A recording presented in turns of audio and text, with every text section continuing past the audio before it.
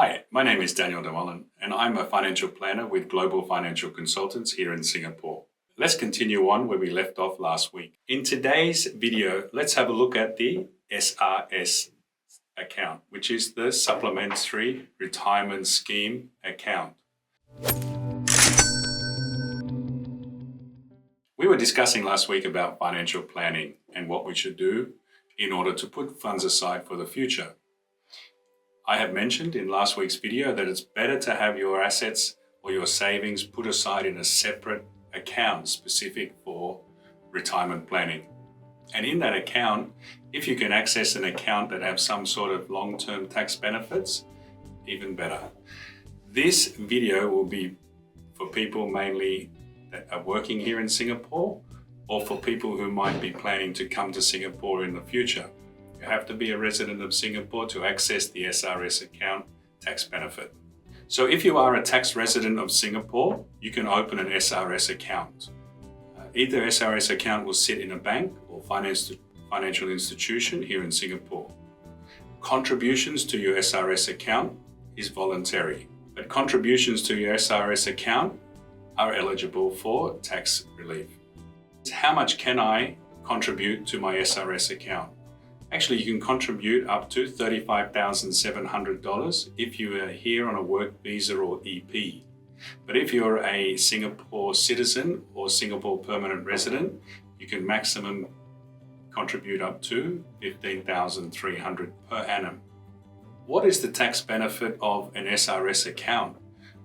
The benefit here is mainly lower taxes. Firstly, if you're contributing amounts less than the threshold I just mentioned, you'll get tax relief or a tax deduction on that amount.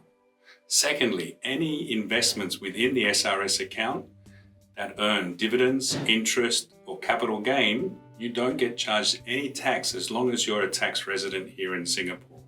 With your bank or finance company, you can invest your SRS account in a variety of assets, but they are restricted. If you leave your funds inside an SRS account not invested, they probably only earn about 0.5% per annum.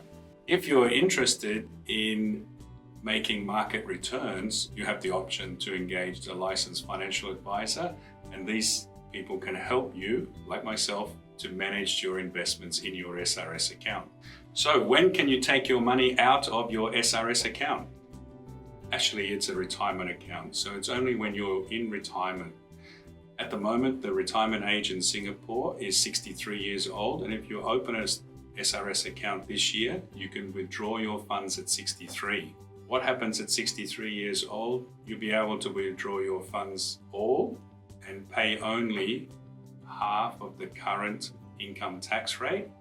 But as the minimum threshold for tax in Singapore at the moment is $20,000, meaning if you withdraw or you have income of $20,000 a year only, you don't pay any tax in Singapore.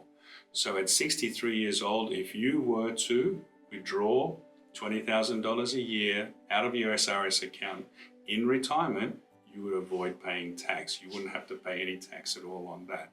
So there is a good proposition there from a tax point of view as well. What happens if I have to leave Singapore before I turn 63? In this case, you've got two options. You can leave your money here and let it accumulate over a period of time and then withdraw it at 63. Or you can take the funds out and cash out your SRS account. But this will attract normal income tax rates on the amount you take out, plus a 5% penalty on the value of the SRS account for early withdrawal. So I think that's about it. It's not a very complicated system. The SRS account is great for people who live here and want to save a little bit of tax, especially high income tax earners. Anything else? There are other conditions around the SRS account. Doesn't really affect a lot of people. But if you have any questions or you'd like to reach out or you want any advice, please give me a call. My contact details are below. I'm very happy to help. Next in the series will be the CPF accounts, which I'll update in the next few days.